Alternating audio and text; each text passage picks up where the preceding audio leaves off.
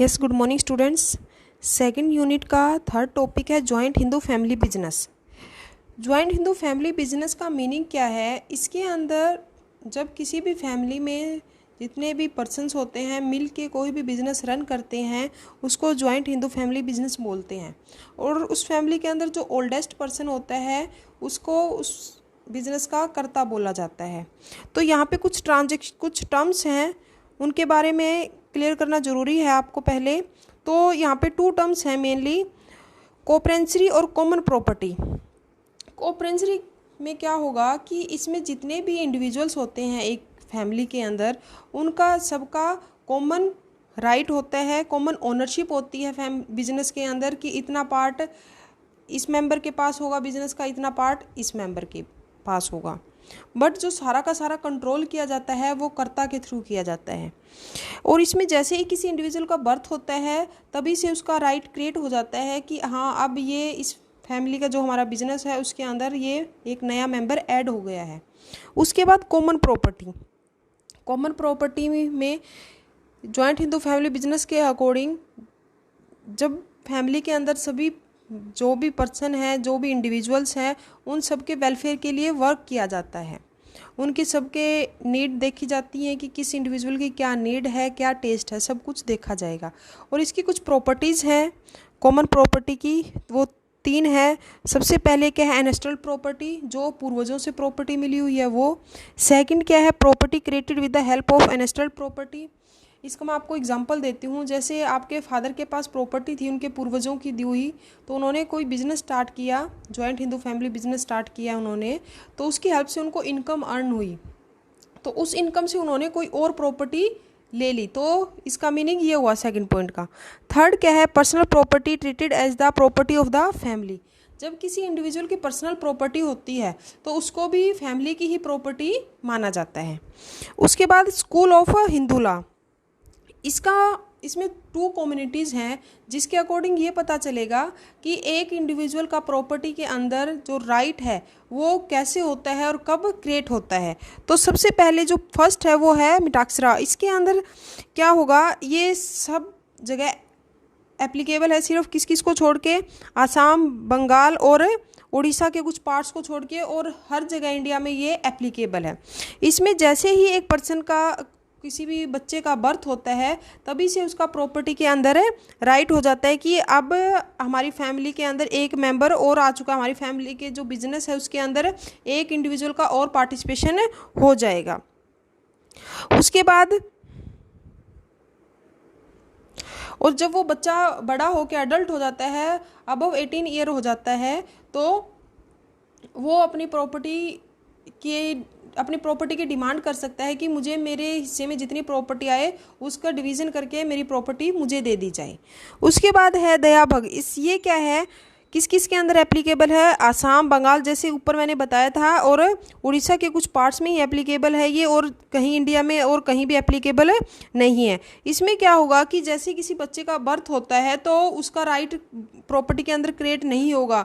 ये नहीं माना जाएगा कि अब ये बच्चा है जो इसको प्रॉपर्टी में कुछ हिस्सा दिया जाए। मतलब क्या हुआ कहने का कि जैसे ऊपर वाले पॉइंट में मैंने बताया था कि जैसे ही बर्थ होगा तो उसका प्रॉपर्टी के अंदर हिस्सा हो जाएगा, बट क्या है इसके अंदर ऐसा नहीं होता है। इसके अंदर जैसे अगर किसी के फादर हैं तो उस फादर के पास पूरी की पूरी प्रॉपर्टी रहेगी जब तक वो जीवित रहेंगे, और उसके बाद अगर उनकी डेथ हो जाती है उसके बाद उनकी जो प्रॉपर्टी होगी वो उनके सन वगैरह में डिवाइड कर दी जाएगी। उसके बाद meaning of joint Hindu family business, ये मैं आपको बता ही चुकी हूँ, थोड़ा और एक्सप्लेन कर देती हूँ एक बार। जब एक फैमिली के अंदर मिलके बिजनेस रन किया जाता है तो उसको जॉइंट हिंदू फैमिली बिजनेस बोलते हैं। इसमें जो ओल्डेस्ट पर्सन होता है उसको कर्ता बोलते हैं। जो सारा का सारा बिजनेस को कंट्रोल करना है वो कर्ता के थ्रू किया जाता है। जो अदर मेंबर हैं फैमिली में वो उनके कर्ता के डिसीजन में कोई इंटरफेयर नहीं करते, वो ओनली हेल्प करते हैं कर्ता की बिजनेस को संभालने में, और जो कोई डिसीजन लेना होगा वो ओनली कर्ता लेगा। और जो लाइबिलिटीज़ होती हैं फैमिली के मेंबर हो गए उनकी तो लिमिटेड लाइबिलिटी होती है, बट जो कर्ता होता है उसकी लाइबिलिटी अनलिमिटेड होती है। जो मेंबर्स होते हैं वो कर्ता जो बिजनेस कर रहा है उसके अंदर इंटरफेयर तो नहीं कर सकते, बट क्या है वो प्रॉपर्टी के अंदर डिवीज़न की डिमांड कर सकते हैं कि हमारी प्रॉपर्टी को डिवाइड कर दी जाए, प्रॉपर्टी को डिवाइड कर दो और जितनी हमारे हिस्से आ रही प्रॉपर्टी उतनी हमें दे दी जाए। उसके बाद देखो features of joint Hindu family business कि इसकी क्या क्या विशेषताएं हैं जॉइंट हिंदू फैमिली बिजनेस की। तो फर्स्ट क्या है, operation according to the Hindu law. इसमें जो भी जॉइंट हिंदू फैमिली बिजनेस को स्टार्ट किया जाएगा, रन किया जाएगा, तो इसके कुछ रूल्स और रेगुलेशन हैं, तो वो हिंदू लॉ के अकॉर्डिंग उनको फॉलो करना पड़ेगा, तभी वो बिजनेस स्टार्ट करते हैं, अपना उसके अकॉर्डिंग, लॉ के अकॉर्डिंग अपने बिजनेस को रन करते हैं। सेकंड है मैनेजमेंट बाय कर्ता। जो भी बिजनेस है फैमिली का वो सारा का सारा कंट्रोल है वो कर्ता के थ्रू किया जाता है। जो कर्ता है उसको मुखिया भी बोल सकते हैं, मैनेजर भी बोल सकते हैं, और जो सीनियर पर्सन होगा फैमिली के अंदर वही कर्ता होगा। जो भी कोई डिसीजन लेना होगा वो सब कुछ कर्ता लेगा और उसके डिसीजन के अंदर फैमिली के अदर मेंबर कोई भी इंटरफेयर नहीं करेंगे। उसके बाद लिमिटेड लाइबिलिटी, जो फैमिली के मेंबर हैं उनकी जो लाइबिलिटी होती है वो लिमिटेड होती है और जो कर्ता होती है उनकी अनलिमिटेड होती है। ये वर्ड कई बार आ चुका है, लिमिटेड और अनलिमिटेड, ये मैंने लास्ट वीडियो में भी आपको बताया था। लिमिटेड का मतलब क्या होता है, एक एग्जांपल देती हूँ मैं आपको। जैसे 2 पार्टनर थे, उन्होंने कोई बिजनेस स्टार्ट किया, तो उन्होंने बिजनेस स्टार्ट करने से पहले ही एक पार्टनर ने ये बोल दिया कि अगर बिजनेस को लॉस हो जाएगा तो मैं ओनली जितनी मेरी कैपिटल इन्वेस्ट करूँगा उतनी ही लाइबिलिटी बियर करूँगा। जैसे उसने अगर 2 लाख इन्वेस्ट किए हैं तो वो बोलेगा कि अगर बिजनेस को लॉस हो जाता है तो मैं ओनली 2 लाख की ही 2 लाख की ही लाइबिलिटी को बियर करूँगा, सिर्फ 2 लाख ही दूंगा। तो ये हो गया लिमिटेड। बट अनलिमिटेड में क्या हो गया कि अगर उसने इन्वेस्ट तो किया है 2 लाख और जो बिजनेस उन्होंने स्टार्ट कर रखा था उसके अंदर लॉस हो जाता है 3 लाख का, तो उसकी लाइबिलिटी अब 3 लाख तक की बन जाएगी। ये नहीं है कि उसने जितना इन्वेस्ट किया उतनी ही उसकी लाइबिलिटी है। तो अनलिमिटेड लाइबिलिटी को पे करने के लिए उसको अपनी पर्सनल एसेट्स हैं, पर्सनल प्रॉपर्टी हैं, उनको यूज़ करना पड़ेगा। जैसे उन्होंने किसी से लोन ले रखा है, बैंक से लोन ले रखा है, तो अपनी प्रॉपर्टी को सेल करके वो लोन उनको देना पड़ेगा। उसके बाद permanent existence.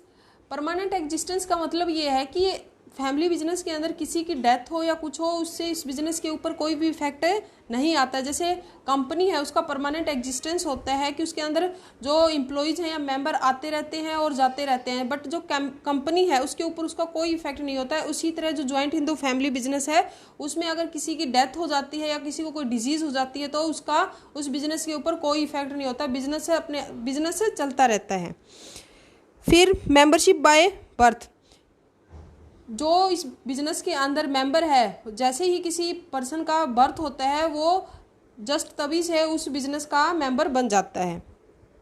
Only male member, जो मेल होते हैं वो क्या होते हैं, जॉइंट हिंदू फैमिली के अंदर मेंबर होंगे। बट जो एक्ट है 1956, इसके अंदर क्या होगा कि एक जो वुमेन है अगर उसके हस्बैंड की डेथ हो जाती है तो डेथ के बाद जब तक डेथ नहीं होती तब तक तो उसके हस्बैंड मेंबर रहेंगे बिजनेस के अंदर। बट जब उसके हस्बैंड की डेथ हो जाती है तो जो वाइफ है वो उस बिजनेस के अंदर अपना पार्टिसिपेशन करेगी, मतलब वो उसकी मेंबर बन जाएगी। उसके बाद है रजिस्ट्रेशन। जो जॉइंट हिंदू फैमिली बिजनेस है इसका रजिस्ट्रेशन करवाना ज़रूरी नहीं है, इसको ईजिली फॉर्मेशन हो जाएगा, इसका ईजिली स्टार्ट किया जा सकता है, कहीं पे कोई भी फॉर्मेलिटीज़ पूरा करने की ज़रूरत नहीं है इसके अंदर। उसके बाद merits of joint Hindu family business कि जॉइंट हिंदू फैमिली बिजनेस की क्या क्या मेरिट्स हैं। फर्स्ट है इजी टू स्टार्ट। अभी जैसे रजिस्ट्रेशन का मैंने आपको बताया है कि कोई भी आपको लीगल फॉर्मेलिटी करने की ज़रूरत नहीं है, तो इसी में यही आएगा, लीगल फॉर्मेलिटी की कोई ज़रूरत नहीं है, ईजिली इस बिज़नेस को स्टार्ट किया जा सकता है। फिर क्या है सीक्रेसी। सीक्रेसी में क्या होगा कि जो करता है वो डिसीजन लेता है, सारे के सारे सारा बिजनेस है वो कंट्रोल में रखता है, तो जो सारी की सारी बिजनेस की इंपॉर्टेंट इन्फॉर्मेशन उसी के पास रहेंगी, तो वो सीक्रेट रहेंगी, किसी उसके कंपटीटर को उस इन्फॉर्मेशन के बारे में पता नहीं चलेगा। थर्ड है डायरेक्ट कॉन्टैक्ट विद कस्टमर। इसमें जो करता है जॉइंट हिंदू फैमिली बिजनेस का वो सीधा जो कस्टमर है उनके साथ कांटेक्ट रखता है, जो कस्टमर है उनके टेस्ट है, उनकी हैबिट्स हैं, उन सब के बारे में उसको जो करता है उसको ईजिली पता चल जाता है और उसके अकॉर्डिंग वो जो उन्होंने बिजनेस स्टार्ट कर रखा है उसके अकॉर्डिंग वो प्लानिंग करते हैं, क्योंकि अगर कस्टमर के हैबिट्स और इंटरेस्ट के अकॉर्डिंग वो प्लानिंग करेंगे, उनके टेस्ट के अकॉर्डिंग कोई चीज़ प्रोड्यूस करेंगे, तो उनका बिजनेस क्या है, लॉन्ग टाइम तक चलेगा। फोर्थ है प्रमोट डिसीजन। इसमें क्या होगा कि जो करता है ज्वाइंट हिंदू फैमिली का, वो इजीली बिजनेस का जो भी डिसीजन है वो ले सकता है। उसको किसी से कंसल्ट करने की भी ज़रूरत नहीं है कि मुझे ये डिसीजन लेना है या नहीं, तो ईजिली फास्टली वो डिसीजन ले सकता है बिजनेस के अंदर।